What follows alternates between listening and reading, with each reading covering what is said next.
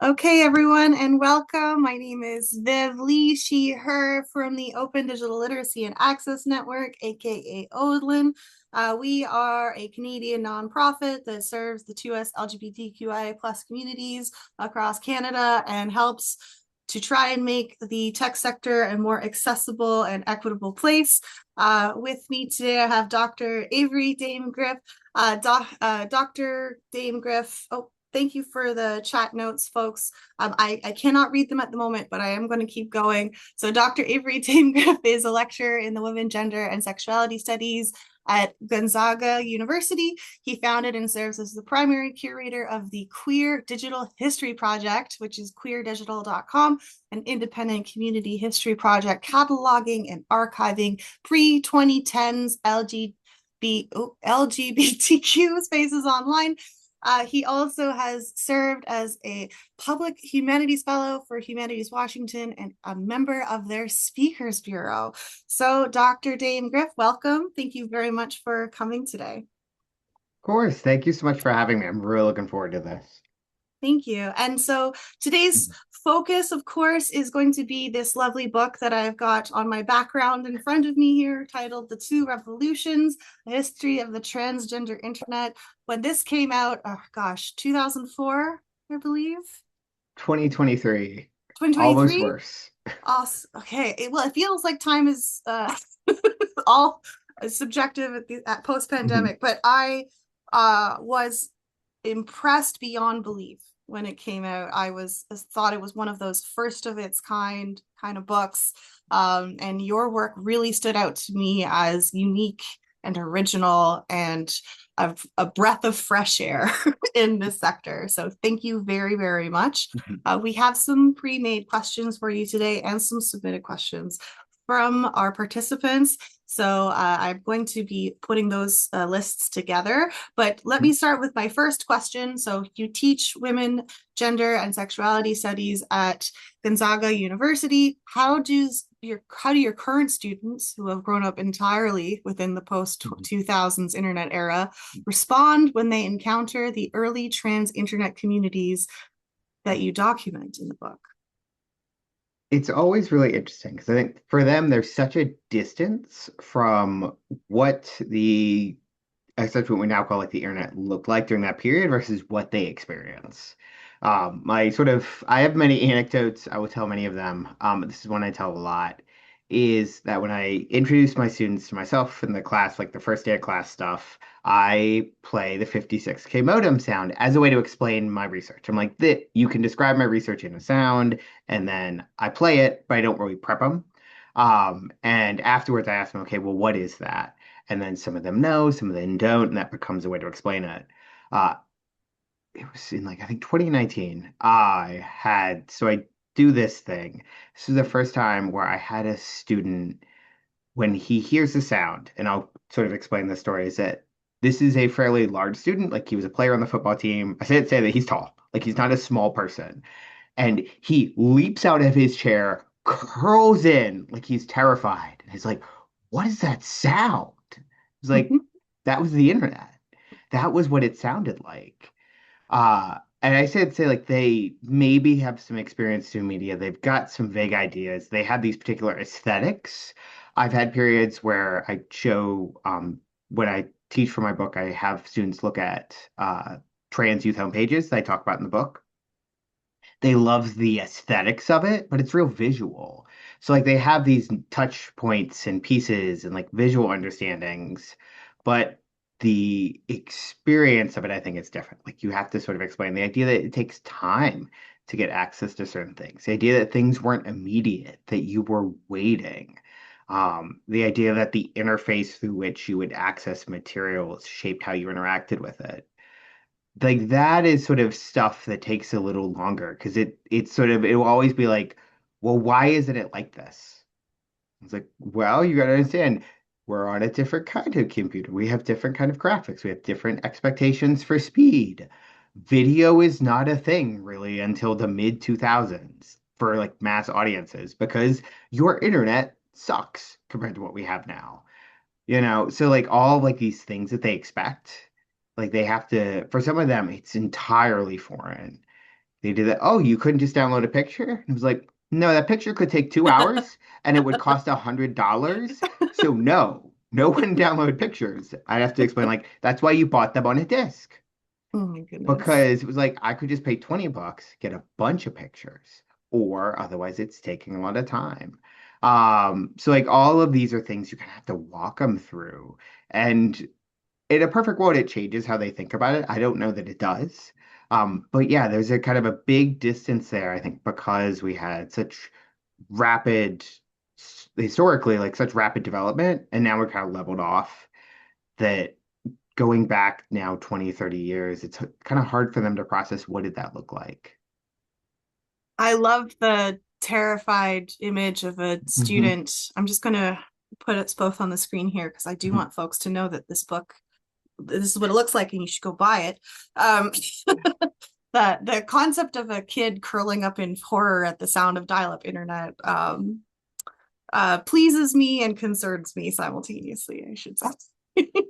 I'll note Oh, the other thing I sometimes hear too is that for students who are lived in rural areas, they'll recognize it immediately because they're like, "Oh yeah, that was my internet." So it gets to this other thing of what they think about like what everyone's experience is like, and sometimes students will be like, "No, that was my internet too." Mhm. gosh. So you spent so much time in archival work. What was your journey Mhm. like from archival work to lead you to write this book, The Two Revolutions? It's funny. I started out with a very presentist approach.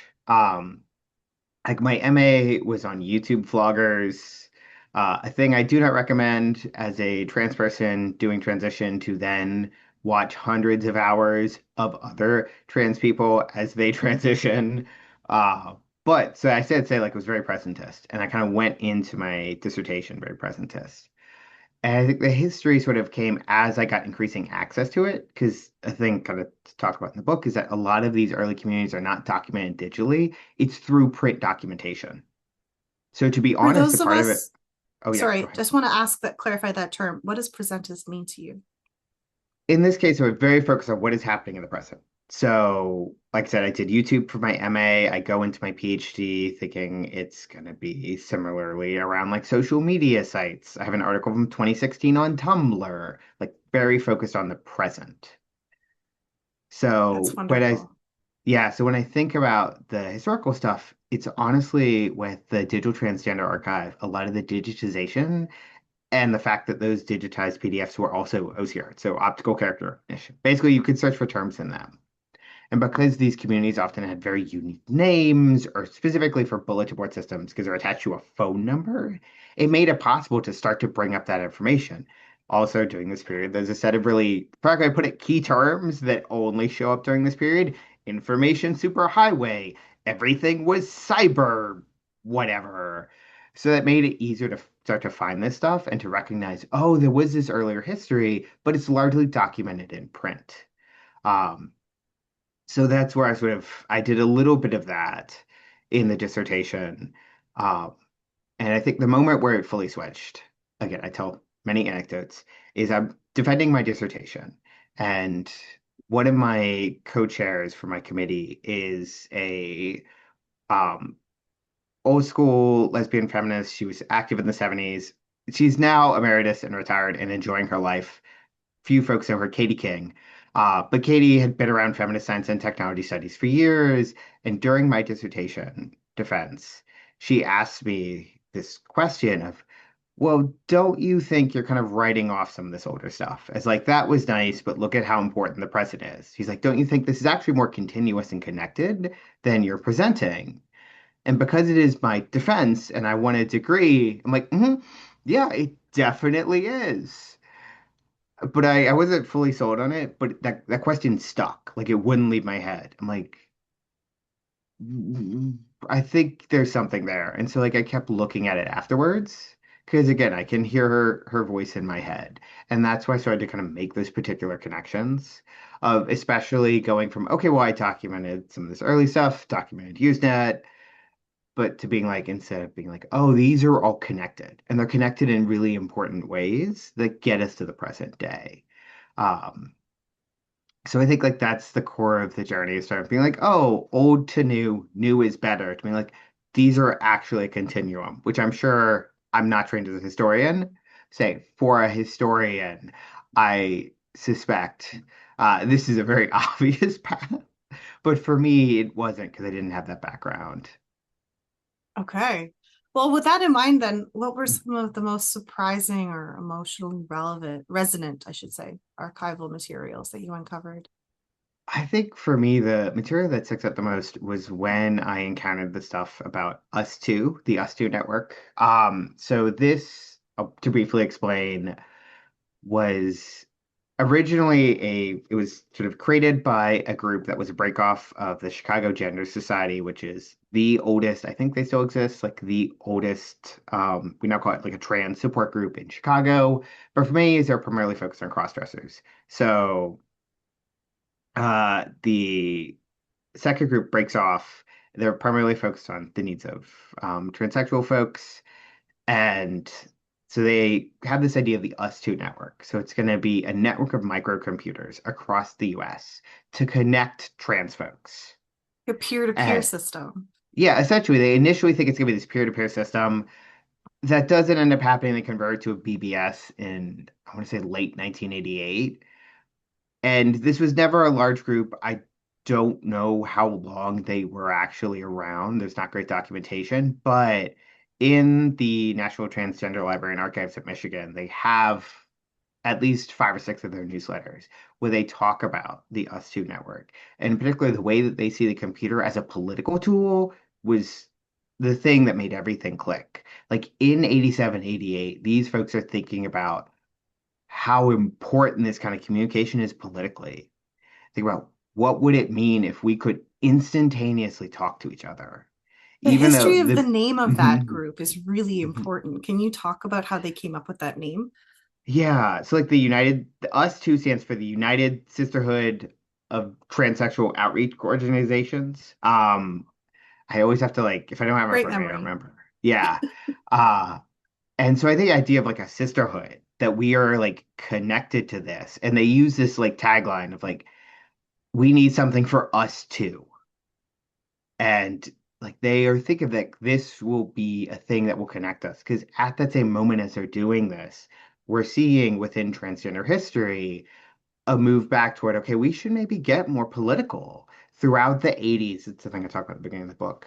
At least, again, within the US, what we now call transgender groups, so groups in the gender community, have largely kind of retreated from public life due to various sort of political things that are happening at the end of the 70s. They're not sort of organizing amongst themselves, but they're not very visible. Folks like Ariadne Kane through the Human Outreach Organization are more visible, but they're primarily working with the medical professionals, what they call like the helping professions. So the idea of a move in the late 80s into the 90s toward being political, seeing this as around political organizing, and that these folks are thinking about, oh, the computer is a part of this. And there had been like snatches of people sort of thinking about this, but this was the most explicitly political.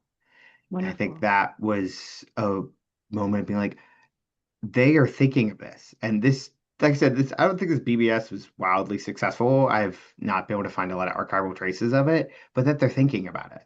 They're You've thinking in used the this word entirely new BBS way. twice. Sorry, I you've should used your BBS know. twice. And for the folks who haven't read the book, what does that mean? I this is a part of I speaking of that problem of like the terms and the students, you have to find like the idea of like a bulletin board system. So a bulletin board system, they first sort of emerge in the I'm trying to get my times right. Basically, very early 1980s as a way for folks to communicate via computer.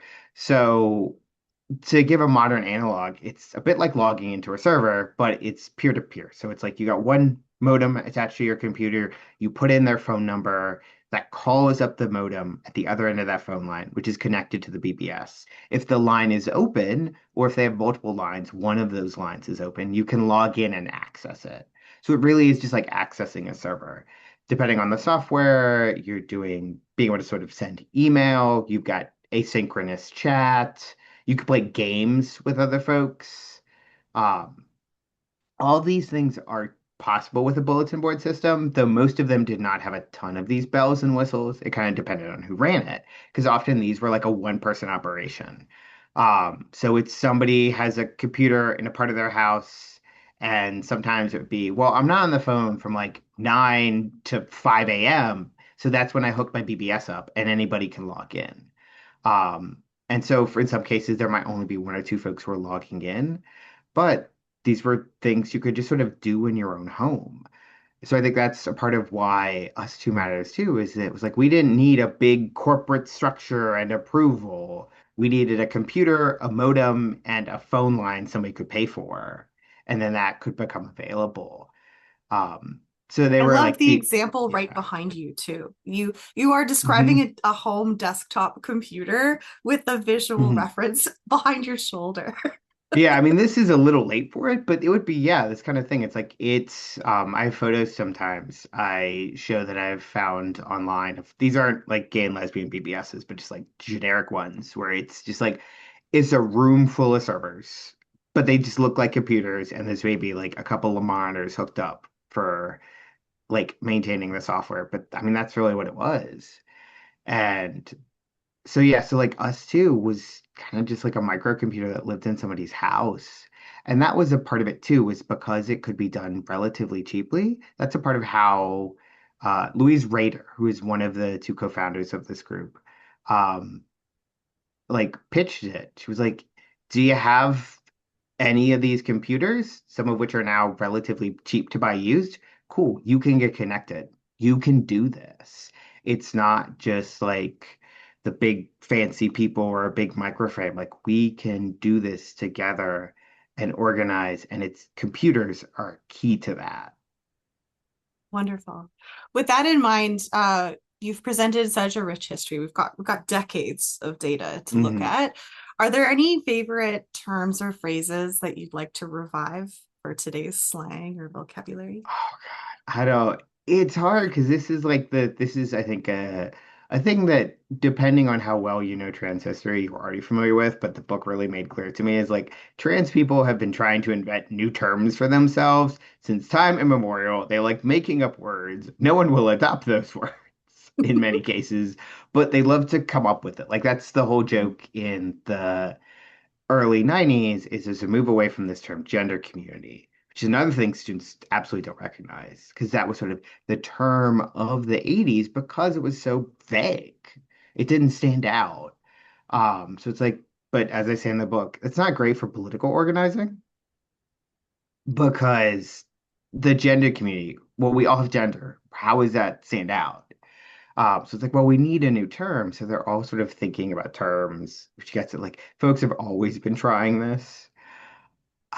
Favorites. I don't know if I have a favorite, but I do really love that. So Virginia Prince, a very well-known trans activist, um, who would identify as transgender in a different form of that for many years. She identified as a crossdresser, but began to take HRT. So she adopted this term for herself, transgender.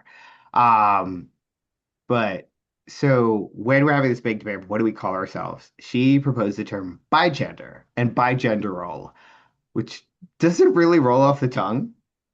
And so my favorite thing is opponents of adopting this term as opposed to other ones. One of them points out that if you don't understand it's by gender and you put like the hyphen wrong, it looks like big ender. So it looks like it's a community about people with large butts. And that's her point to be like, that's why this term doesn't work. Because you don't, if you put it wrong, you're not reading it right.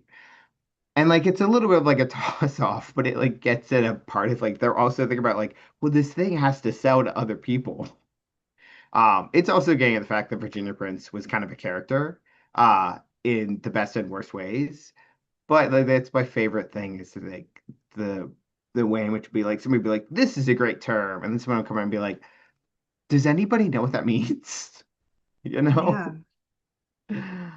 I have some questions from the participants that I want to start putting in here because there's some of them are Mm-hmm. so brilliant, or most of Mm-hmm. them, quite frankly.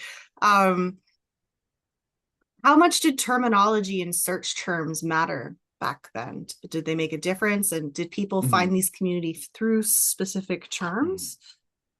I think terminology is a huge part of it.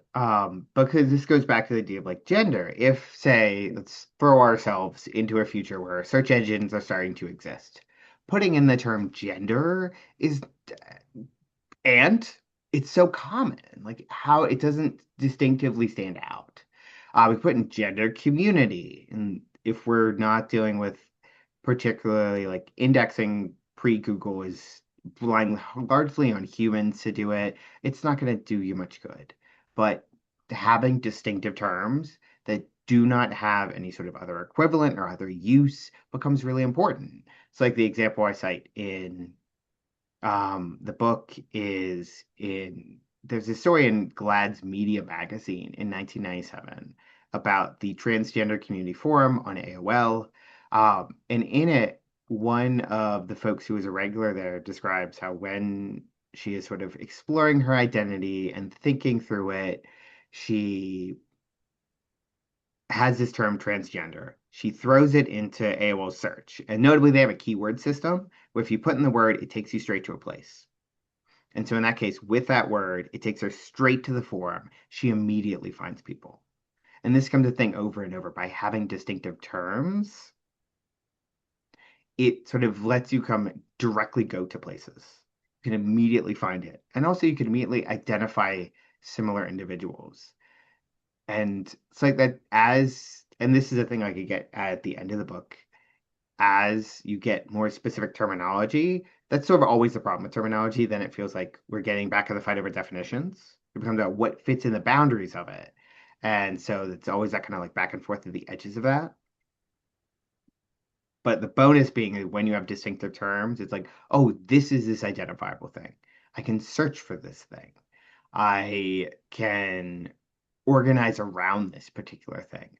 And also, notably, we can define what this thing is not, which gets at the development of cisgender, which there are many valuable critiques of it. Like I think it's worth re-examining, but it's become a part of like at least American English for better or worse.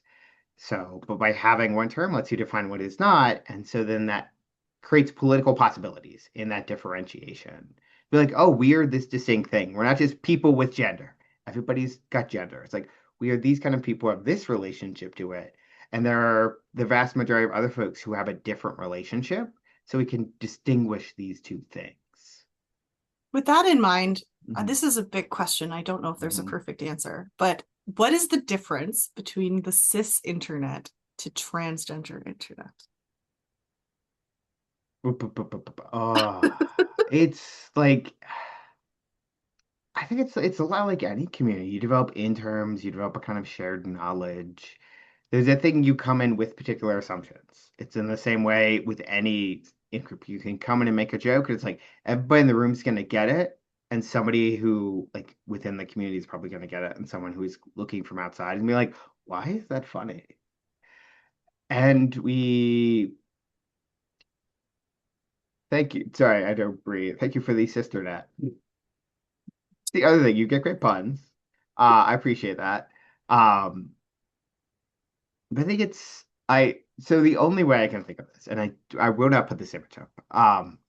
But there was floating around a screenshot from a major American news network that was educating their audience on essentially in community woke terms.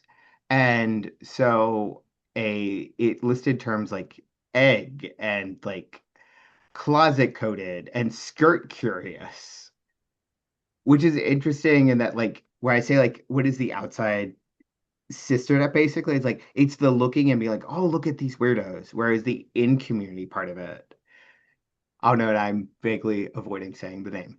Um, but yeah, the in community is very we said that as a joke.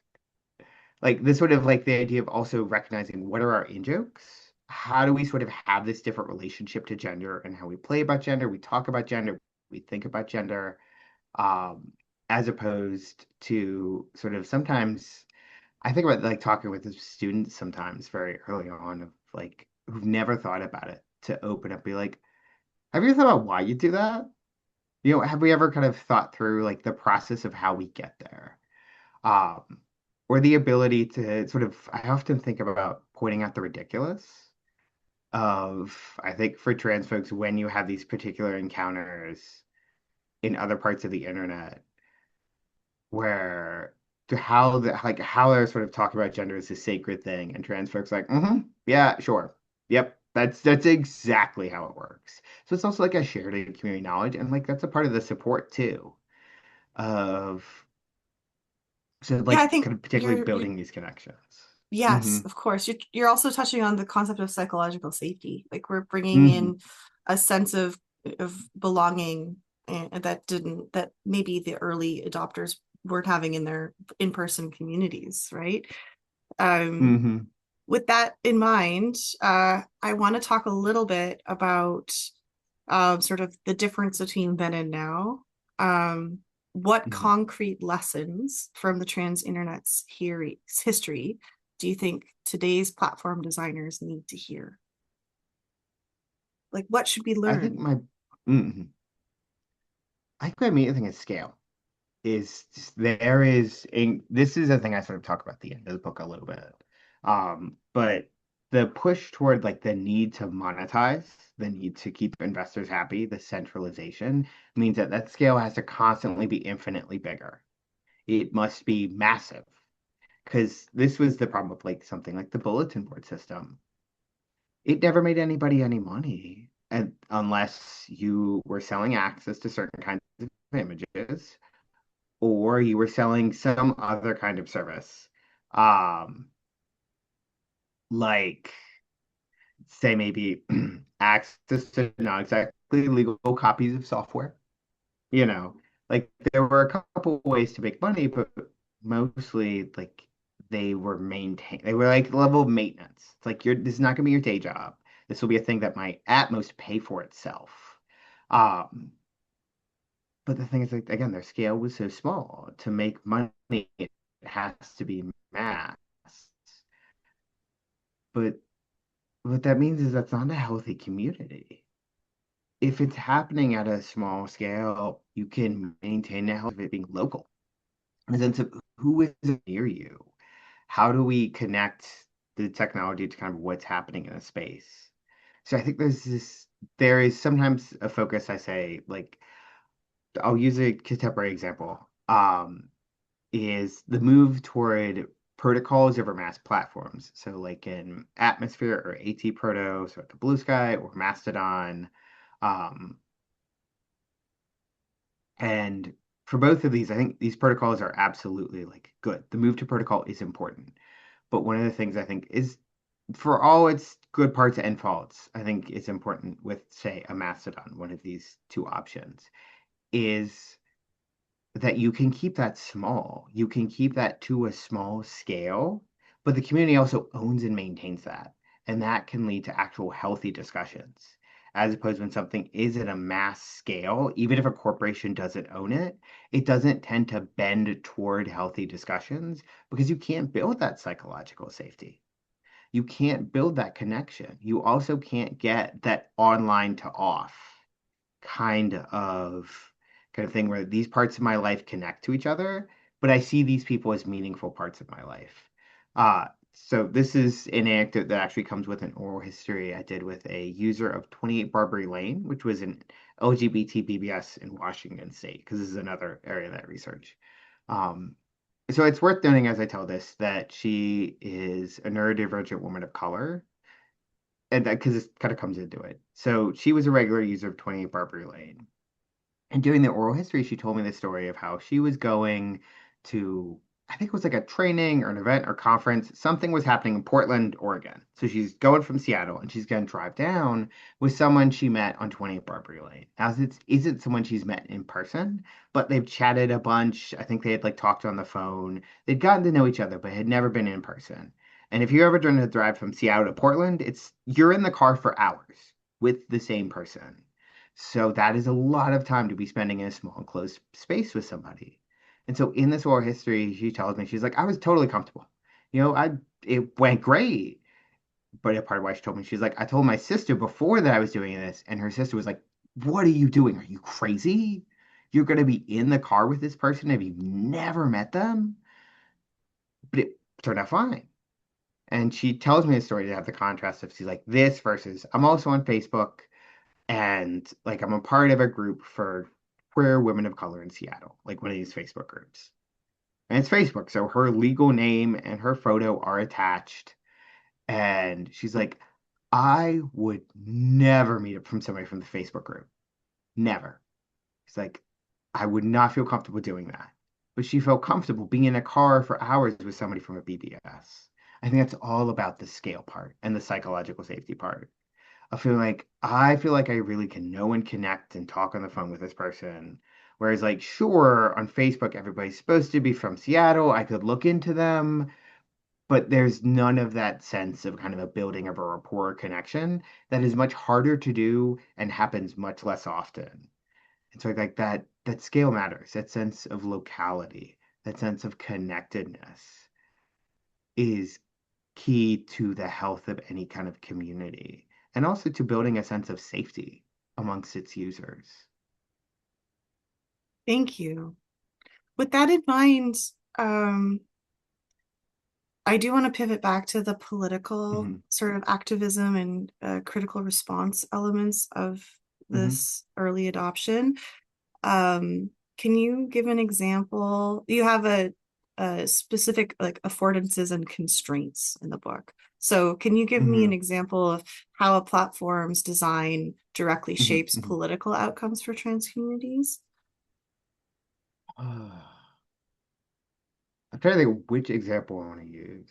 I think I'll use this one because it sort of connects in. So I think homepages and are a really fascinating case. So to define a homepage specifically, we are in the GeoCities era. It's you may run your own server, buy some space, or get some ad supported space. And so you have a page of all of your stuff and who you are, whatever you want that to be. It can, uh, I use sort of the comparison. We can think of kind of like a profile page on social media now, or like a link tree or something. You're sort of bringing out parts of yourself that you can share. And for trans folks, the ability to self represent in that way becomes really important, especially for folks who maybe for whatever reason can't be out um, in their daily life. It's a possibility to explore their identity, especially for trans youth, because these are platforms their parents might not know exist, that they can consistently have access to. They can use as a way to connect to other trans youth. I use this example, and folks who wrote about homepages at the time, where they were highly popular in the late 90s, early 2000s too, as well. It's like having your own bedroom. You decorate however you want. So if you want to hyper gender it to feel like you have this little gendered space of yourself, whatever that looks like, you can do that. But also for trans folks, you can represent yourself in ways that don't fit that expected narrative of I use the comparison to, for many years, the trans memoir. So something like Renee Richards' Second Serve, Christine Jorgensen, some of the ones that come after. They have this whole process you're supposed to describe. Describe like what we call like the born in the wrong body narrative. They're supposed to move through these steps. And so it provides a very specific representation of it that you don't have to do on the homepage. You can spend your entire homepage with some of its trans stuff, and some of it is that you have opinions on Star Trek, and the world needs to know that you, I don't know, don't like Voyager. All right? You got strong opinions. And you can do that. And that might connect into your transness. Like all of these things might be interconnected, but you can represent it there in this non-linear way too. So all of these possibilities come with the affordance of being able to self-design your own homepage. But at the same time, this thing I talk about in the book, you see over and over on trans homepages is, frankly, if you've accessed a adult material site, now you get the like, are you 18 or not? You got to press the button to affirm it to go in. You see these on homepages over and over because there's this kind of like folk knowledge and understanding that this content is possibly seen as inappropriate and someone has to approve it. And like all of these folks, how they're sort of narrating and understanding themselves as sort of not bad and not offensive. And so like, and that becomes this thing. It's like you counter this and then you can go in. And so it sort of speaks to way we're like how we're also understanding this medium and the way in which it shapes we think about like appropriate content. And this is how trans folks also see these affordances were, if not self-censoring, we're sort of like reinforcing existing perceptions because of how they thought the internet was supposed to work and how it's like connected into all these other older histories of representation. It's like we have this power to self-represent, but we have to put essentially this kind of like door in front of it that's like, you know what you're getting if you open the door. And I hope I got that question. I sort of like back and forth, like we have all this particular power, but the way in which that sense of contingency, that sense of should we be in public, has been there from this moment of being able to self-represent, of always sort of encountering the essentially the content warning coming in front of it. And now we're in a particular internet now where increasingly there are systems that the users aren't adding those content warnings, the larger platform is, or it's being like, well, we need to age gate this to protect the individual. I'd love to That, talk more about yeah. that as well. Hmm. So Hmm. you're just starting to edge into the sort of social media app-based centralization era of the internet, which Hmm. started in 2007 around there, but really took hold in the Hmm. 2010s. And how how has the community evolved to exist in those spaces now that you're seeing centralized censorship Hmm. and a sort of a heavier scrutiny on identity? I think it's interesting because there are absolutely folks who are still sort of on and in these spaces because there's a way in which these spaces were heralded as a good, or it was sort of like it was like, oh, you always move forward. This idea of migration was always sort of there. So to give an example for trans folks, LiveJournal was huge for a period, and then honestly, as fandom moves to Tumblr after events at LiveJournal make it seem like it'll be inhospitable, mostly like queer and trans youth, young people, like that whole community heart moves to largely to Tumblr. So we kind of see this continual moving forward on platforms that are increasingly corporatized. LiveJournal was corporate, but they had a particular relationship with their users that was different than, say, a Tumblr. LiveJournal, the reason LiveJournal sold itself to its first corporate owner who bought it and how that owner thought about it was very different than when Tumblr sold itself to Yahoo, or Yahoo bought it, where Yahoo is a big media behemoth who sees it as a money generator, as opposed to a part of the story of when LiveJournal got sold is the guy behind it just honestly kind of didn't want to run it anymore. Like it was becoming too much like to work with. Like I don't want to get too much in the weeds in this, but the reasons were very different. It wasn't a like, oh, we can make a lot of money. We need to like make money for our shareholders. There were a lot of just like, it's a lot of work to do. It's getting more complicated. Oh, it's gonna be hard to make money. You know what? Let's just get out. As opposed to Tumblr was definitely seen as like theoretically a cash cow at some point for Yahoo. Yeah. Um, but that cash cow problem becomes a key part of this.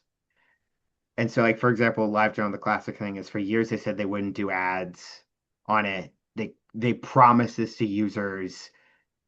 At some point they have to move to ads to make money, and users revolt, so they take away the ads. Never happened with Tumblr. Tumblr was always like, listen, we like money. Will you keep Can you posting? Will imagine you if keep Meta did making us that? money? I know. You, They would never with would. peer pressure makes Meta remove ads from Instagram. It is it is commerce. As the I it would be amazing to be like, well, how are we gonna make money? Oh, we're gonna get people to pay for it. Listen, people have never paid for it. Because that becomes the other problem is there is no friction to it. There is no paying for it. There is no working to maintain it. It just happens. Like all this stuff magically happens and you get to do your cool stuff and it's in exchange for data, ad views, or other stuff. There's no sort of consistent investment from the user. And so what that means is the company is also disinvested in those users. You know, Yeah, it's like we can just find more of you. We don't, sure, you don't like it. It also becomes where are you gonna go? You're gonna go to a exactly. message board? How are you going to reach thousands of people on a message board? You will find possibly a strong community, but it's a very different kind of thing. Because also, I'll keep using Tumblr as an example because it's a good example of this. The rise of the Tumblr book, that period when they would take a Tumblr and be like, oh, that could become a book. That's a kind of like monetization. Increasingly, we are supposed to see our presentation, what we create, as a thing we make money off of. And Thank so like you. that sort of like monetization push really funnels all of this down to thing I say in the book, thing other folks have said. Queer and trans users, we are useful because we make content until we are a problem. When we become a problem because there's a concern about the presence of quote unquote adult things, or there is a concern that like we're inappropriate and like you get stuff like pressure from payment processors in the case most contemporarily of like itch and queer and trans games, all the stuff where when you become a problem, it is easier to get rid of the problem because there is someone who is saying you will make less money if you let this problem exist. And so I think Thank like you. that sort of gets us closer to the contemporary moment where increasingly sort of like queer and trans youth is if you're encouraged to go on a mass platform, well, that mass platform just may not give you access to that stuff. Because if, say, it wants you to put in your age and it's like, oh, okay, these not these topics. You don't get these. And all of what's happening in the background, you can't see any of that. That is owned by the corporation because if you leave, they're just like, we'll just find more of you, Yeah, there's you always know? another one. What you led perfectly into Hmm. a question from the audience here, which is, do you see the youth bans from social media platforms in certain jurisdictions as a threat to trans safety and rights? Oh, absolutely. Like that is if you have I did an episode of I worked with the podcast Never Post to do an episode about COSA now almost I want to say about almost a year ago, a year or 2 years ago. I'm trying to remember. Um, and like I read that as a key part of it. We see it in Marcia Blackburn, who is a sponsor of one of the earlier versions of the bill, has said that explicitly. This was sort of a part of a particular kind of messaging by certain lobbying groups around the bill was around preventing access because it folds back into other sort of beliefs about the idea of trans and also queer youth as a social contagion, that it's like this fad they pick up from the internet. And I regret to tell you that kids have been trans forever. The only thing the internet did was let them talk to each other more easily, especially if they didn't live in a big city. That's the only difference. They always knew. It's just now they could talk to each other and be like, oh, cool, there are other people like me. Maybe I should just be me now instead of waiting until I'm 30. I feel safe and like established in my career to start exploring this. Um, but this becomes a part of like this belief and concern. It's like if we create this distance to the thing, then this thing will not exist. I agree. I And think the reality is that mhm, the people that are putting in these policies, these sweeping social media bans, mhm, first, they've never met a real teenager. Because in my experience, if a teenager wants to get access to something, they will find a way, mhm, especially queer and trans youth. They will figure it out. mhm, So these were not, it only further harms the communities that are local, rural, and remote, mhm. right? I Yeah, and it's like and I think there are ways to provide that kind of access, say, through a thing like a Mastodon. It can provide some of and there are sort of similar things that run off the Mastodon underlying, the protocol underlying Mastodon that are, say, like similar to a Discord as opposed to a server. Like this stuff exists. It is about the buy-in and getting someone off of it and also having someone run it. Um, because that is ultimately really what's needed. Because we saw this with the hot second where Discord was going to universal platform age verification. That is this giant can of worms. But like the thing we is don't like have to someone, get into that just today because that's you're right, yeah, that's a whole other yeah, issue around identity and safety and yeah. security. But with regards to sort of what you envision for the future, Mhm. what somebody submitted a question which I want to chew on for you. How do I prepare for the digital dark ages?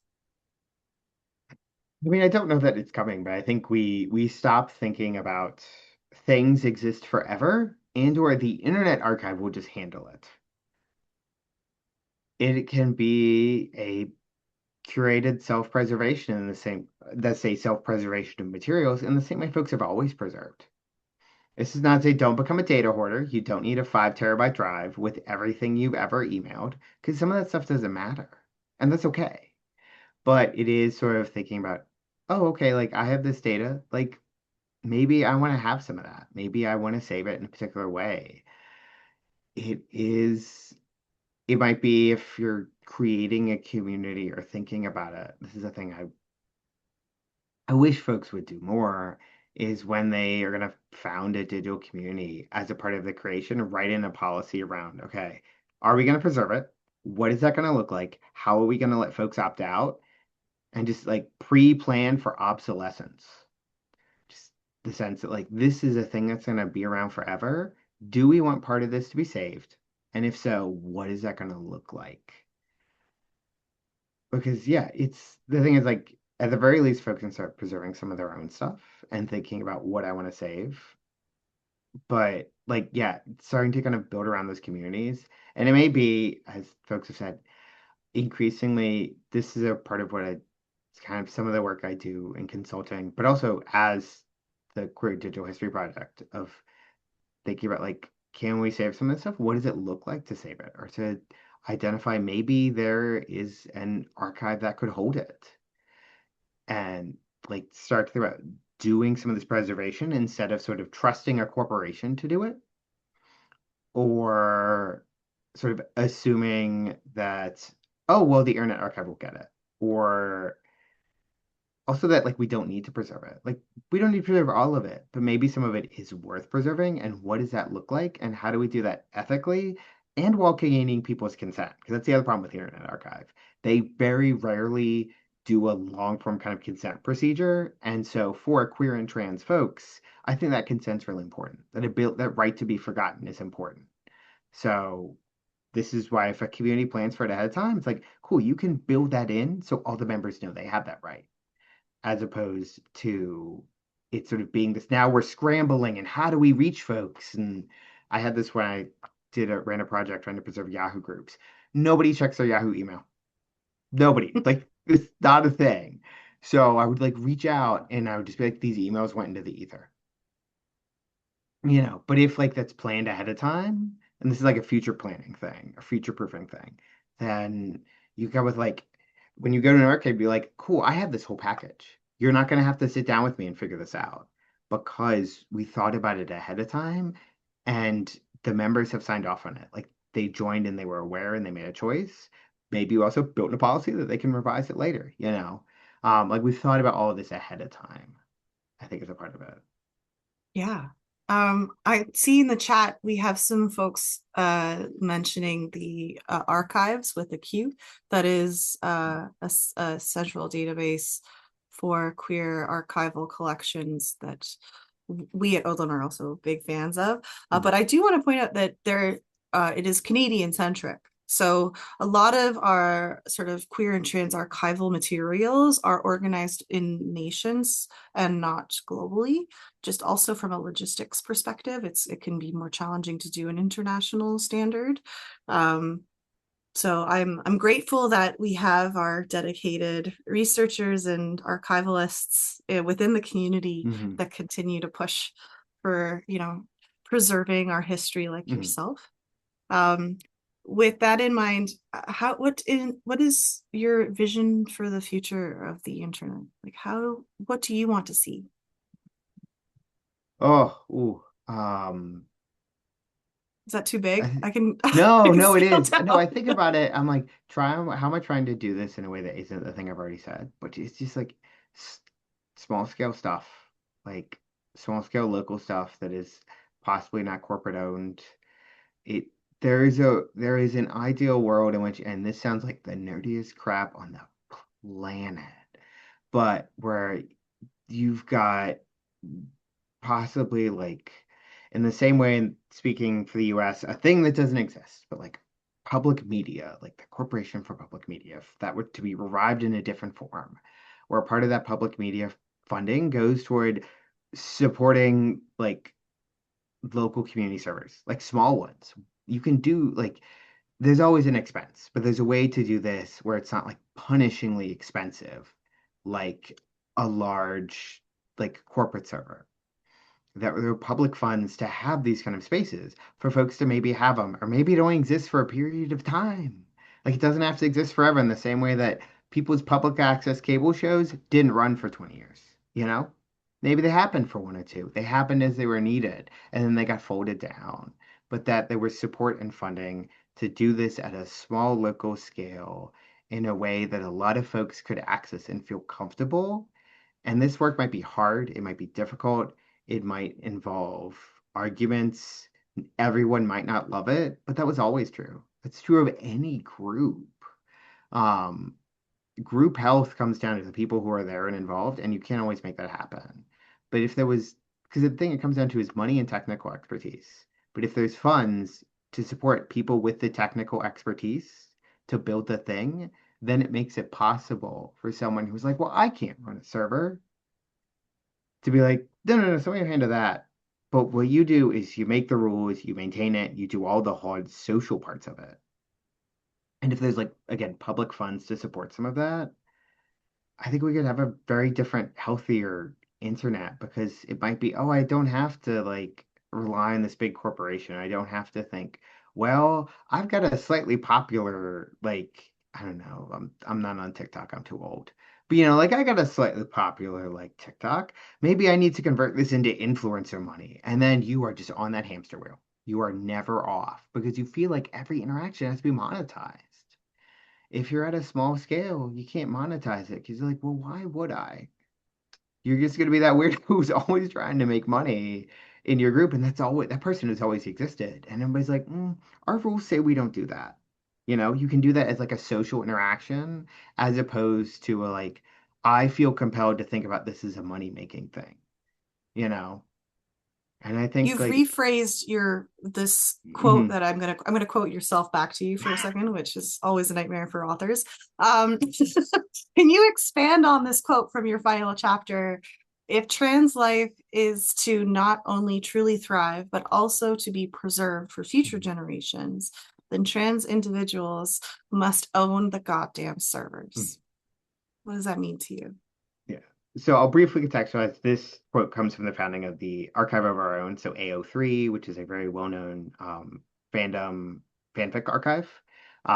It is sort of maintained by the Organization for Transformative Works, which is the nonprofit that underlies it. But it comes out of that moment at LiveJournal when folks leave, when their content is getting deleted because it's being tagged as essentially.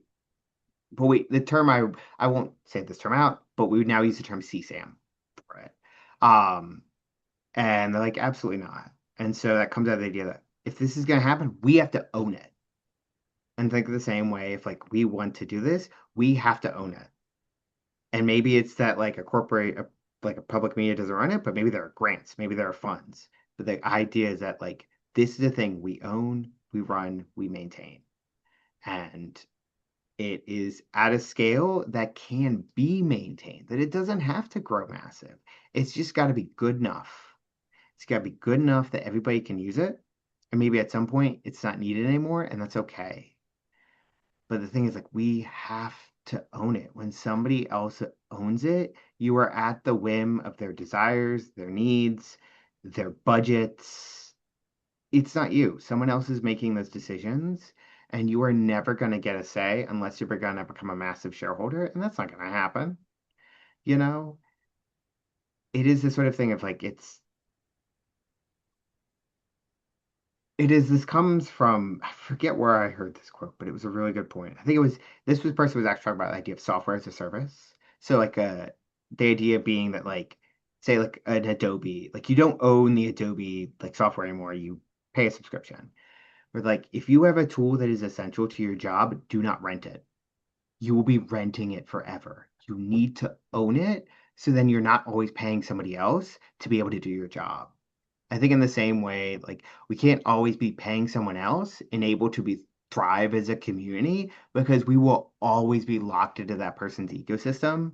And they can just like, it's that sort of like boiling pot thing, is they can just like keep raising the temperature until You find your you, pain point. yeah, they find the pain point and you leave. But the problem being is you're so invested, especially with a community, you get so invested that it's hard to get folks out or to convince them that they need to. So if you never start at that point, you always start with owning it in some way or having a say or having a structure that can own it, then there will be other pain points. There will be many other problems. But at the very least, it's like, I'm not paying somebody else. Like, these are our problems. We own them because we made them. So we have to solve them. And it's like true, like for any organization. Like, we made the problem, we got to solve it, but at least it's ours. It's not somebody else's problem that they're making our problem. Well said. Well, we have about 2 minutes left. Is there anything that you would like to finish on? Is there any message or takeaway point you would like to share with our audience? I guess the thing I'll say, I should maybe put this at, is I am always looking. I should have prepped for this. You're gonna watch me do some typing uh, on my computer. Is I'm always looking to talk to folks about let me find, where is that? There we go. Here's the link I'm looking for. I'm always trying to kind of look for and talk to folks about this, especially if they were active. So I have Waifu in there. It's a link to Read Write Memories. It's an oral history project. I have collecting oral histories with folks who created spaces, were founders of stuff, but also just users, average users. Because so much of this problem of preservation is that we don't have great records. Or maybe the records might be too revealing, but if you talk to somebody, they are kind of in control of that narrative. So I'm just always looking to track down folks who are willing to talk. Like, again, it could be somebody who founded something. That's some of the folks I've talked to, but it can also just be average users. So yeah, if people know folks, if people are willing to contribute, like I I really want to capture these memories, especially this is a terrible thing to say. We're hitting the point where folks who are active in the 80s and 90s are passing away. And with them pass those memories. And sometimes that's what happens. And that is what should happen. But for folks who are willing to like share and contribute, the only record we may have is in somebody's memory. So I always want to get to talk to somebody like, give me what you're willing to share so we have it. Because again, it pushes also back at this narrative that queer folks are always new. All of this is new and different and dangerous. It's like, no, we have this long arc of having done this, and what's happening now is just a part of that history. Um, so yeah, anyone who's willing to contribute, I always try to end with like reaching out or donate stuff. Listen, you got some floppies in a box in your basement. I will pay for you to mail them to me if you think there's something on it. I will image them for you and give you them to you if you're willing to donate them. You know, I like, again, a lot of the stuff lives in people's basements. I will take it from you. So Incredible. I've got the stuff for it. So yeah. Thank you so much. This was an Mhm. absolute pleasure. I want to say thanks again from the team at ODLAN for coming and talking to us today. Thank you to our participants for tuning in. We are very grateful for the work you do and the time that you've given to us Mhm. today to speak about your work. Where can folks reach you if they want to reach out? I mean, I'm searchable. I also have a blue sky that I mostly post weird technology things, such as the cross-stitched mug I found this weekend. I will probably be putting up there. So yeah, it's honestly like you can look me up mostly at Blue Sky or Mastodon. So Okay. I'm going to say thanks again and have a lovely day.